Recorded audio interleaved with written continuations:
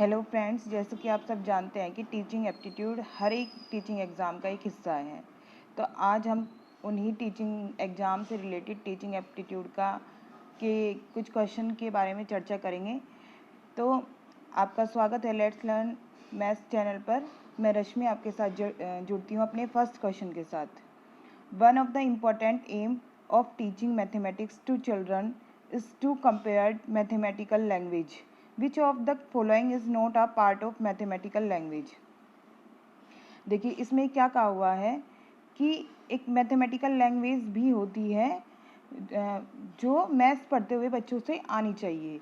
तो इसमें कौन सा एक मैथमेटिकल लैंग्वेज नहीं है। तो ये क्वेश्चन थोड़ा सा मिसप्रिंट है, ये नोट नहीं है यहाँ कि इसमें पूछा हुआ है कि कौन सी एक मैथमेटिकल लैंग्वेज है। तो इसके थर्ड ऑप्शन पे जाएंगे हम। ये मैथमेटिकल लैंग्वेज का एक हिस्सा है, जैसे कि ये सिंबल लेस देन का है, ये कर्ल ब्रैकेट है, ये प्लस है और ये इक्वल टू है। बाकी के चार ऑप्शन देखेंगे आप तो कुछ सिंबल्स ऐसे दिए हुए हैं, जैसे इसमें क्वेश्चन मार्क दिया हुआ है, इसमें हैज़ दिया हुआ है, इसमें एक्सक्लेमेशन साइन दिया हुआ है। तो ये सब जो है मैथमेटिकल लैंग्वेज के हिस्सा नहीं है। तो आगे चलते हैं। Which of the following emphasize the role of reward and punishment in learning? कि सीखते समय जो बच्चे को रिवार्ड और पनिशमेंट दिए जाते हैं उसका क्या रोल है, ये पूछा हुआ है हमें। लॉ ऑफ एक्सरसाइज है, लॉ ऑफ रेडीनेस है, लॉ ऑफ इफेक्ट है, लॉ ऑफ प्रैक्टिस है। लॉ ऑफ एक्सरसाइज क्या हो गया कि अभ्यास का नियम, कि कोई भी चीज़ जो है अभ्यास से सीखी जा सकती है। लॉ ऑफ रेडीनेस की तत्परता का नियम, कि बच्चा सीखने के लिए तत्पर रहे। लॉ ऑफ इफेक्ट प्रभाव का नियम। तो हम लॉ ऑफ इफेक्ट पर जाएंगे, क्योंकि प्रभाव का नियम मतलब बच्चे को रिवॉर्ड और पनिशमेंट देने से उसकी लर्निंग पर प्रभाव पड़ता है। अगर हम बच्चे को रिवॉर्ड देंगे, अगर उसने कुछ अच्छा किया है और उसको रिवॉर्ड देंगे हम, तो वो अंदर से मोटिवेट फील करेगा। अगर उसको पनिशमेंट करेंगे तो भी वो अंदर से मोटिवेट फील करेगा कि ये गलती मैं दोबारा ना करूं। तो हम लॉ ऑफ इफेक्ट के साथ जाएंगे। आगे चलते हैं। स्कूलों में विभेदित आकलन इस बात का एक उदाहरण है कि कौन से कारक शामिल है। विभेदित आकलन क्या होता है? Formative assessment. कि फॉर्मेटिव असेसमेंट क्यों लिए जाते हैं स्कूल्स में? तो देखिए आपको पता है कि स्कूल्स में FA और SA चलते हैं, फॉर्मेटिव असेसमेंट और समेटिव असेसमेंट। फॉर्मेटिव असेसमेंट में क्या होता है कि बच्चे का एक निरंतरता बनी रहे बच्चे में, इसलिए उसका आकलन करते हैं। थोड़े थोड़े दिनों बाद उसका आकलन करते हैं। जैसे फॉर्मेटिव असेसमेंट 1 महीने में ले लिया या 15 दिन में ले लिया। तो किस लिए किया जाता है? वो शैक्षणिक संशोधन के लिए, मतलब कि जो भी सीखने में कमियां रह गई है बच्चे के लिए, हम उसका संशोधन कर सके, इसलिए फॉर्मेटिव असेसमेंट लिया जाता है। आगे चलते हैं। Choose the best option from the following. Text books contains information about human right, values and social norms, the will can call text books as.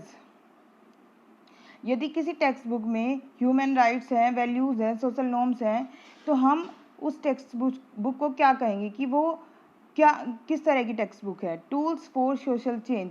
ऐसी बुक क्या है कि समाज में परिवर्तन के लिए एक टूल का काम करेगी। ये केवल नॉलेज बॉडी का काम नहीं करेगी, कंटेंट का काम नहीं करेगी, या सोर्स ऑफ इंफॉर्मेशन का काम नहीं करेंगी। जिसमें मनुष्य से जुड़े हुए राइट्स हों, वैल्यूज़ हों या सोशल नॉर्म्स हो, वो जो है सोशल चेंज के लिए काम करेगी। आगे चलते हैं। Ajanta paintings are categorized as. Ajanta paintings किस कैटेगरी में आती है? इनटेंजिबल कल्चरल हेरिटेज या टेंजिबल? तो टेंजिबल कल्चरल हेरिटेज में आती है। टेंजिबल क्या होती हैं कि जिन हेरिटेज को हम छू सकते हैं एक तरीके से, वो टेंजिबल हेरिटेज होती है। और इनटेंजिबल जिनको हम टच नहीं कर सकते। जैसे हर एक राष्ट्र का हिस्सा होता है उसकी बोली, भाषा, वो भी उसके एक कल्चर का हिस्सा होता है। इसी तरह किसी भी राष्ट्र के कल्चर का हिस्सा वहाँ की इमारतें वगैरह होती हैं। तो वो जिन चीज़ों को हम छू सकते हैं, जैसे ये पेंटिंग हुई, पेंटिंग को हम छू सकते हैं, ये किसी भी देश की संस्कृति को दिखाता है, तो ये टेंजिबल कल्चरल हेरिटेज का हिस्सा हो गया। और जो जैसे बोली हो गई, लैंग्वेज हो गई, कोई भी रिवाज हो गया, वो इनटेंजिबल कल्चरल हेरिटेज के अंतर्गत आता है। एनवायरनमेंट हेरिटेज, जो एनवायरनमेंट से चीज़ें जुड़ी हुई हैं। नेचुरल, जो प्रकृति किसी भी क्षेत्र की संस्कृति है। आगे चलते हैं। एक प्रभावी समावेशी वातावरण अक्षमता के बिना बड़े समूह के लिए फायदेमंद है क्योंकि यह कई विशेषताओं को विकसित करता है। इनमें से कौन सा गैर अक्षम समूह को शामिल करने का लाभ नहीं है? एक क्या कहा हुआ है इसमें कि समावेशी वातावरण क्या होता है? एक तरीके से ये पूछा हुआ है इसमें। समावेशी वातावरण क्या होता है? जिसमें विविधता होती है। समावेशी आप जानते हैं, समावेशी क्या होता है? समावेशी जिसमें सभी समाहित हों, मतलब जिसमें हर तरह का बच्चा आ सके, चाहे वो विकलांग है या नॉर्मल बच्चा है, वो एक ही वातावरण में पढ़ सके, वो समावेशी शिक्षा होती है। तो समावेशी शिक्षा के अंतर्गत विविधता आती है। Plant can be study under which branch of biology? Plant कौन सी ब्रांच के अंदर पढ़े जाते हैं बायोलॉजी की? तो आपको पता है प्लांट्स बोटनी के अंदर पढ़े जाते हैं, जूलॉजी के अंदर जंतु पढ़ा जाता है, बायोलॉजी के अंतर्गत वायरस पढ़े जाते हैं और माइक्रो बायोलॉजी के अंतर्गत सूक्ष्म जीवाणु पढ़े जाते हैं। What is learning in one context and applying it to another called technically? किसी एक चीज़ में लर्निंग करना और उसे दूसरे में उसका यूज़ करना क्या कहलाता है? तो इसको कहते हैं ट्रांसफ़र ऑफ लर्निंग। इसका क्या मतलब है कि जैसे हमने साइकिल चलानी सीखी और उसके सहारे से हम स्कूटी चलाना एकदम से सीख लें, तो हमने क्या किया? अपनी लर्निंग का ट्रांसफ़र कर दिया कि हमने कोई एक चीज़ सीखी और उसी नॉलेज को हमने दूसरे में अप्लाई कर दिया, तो इसे ट्रांसफ़र ऑफ लर्निंग कहते हैं। शिक्षा में कला सहित बच्चों को स्पष्ट रूप से विकसित करने की अनुमति मिलती है।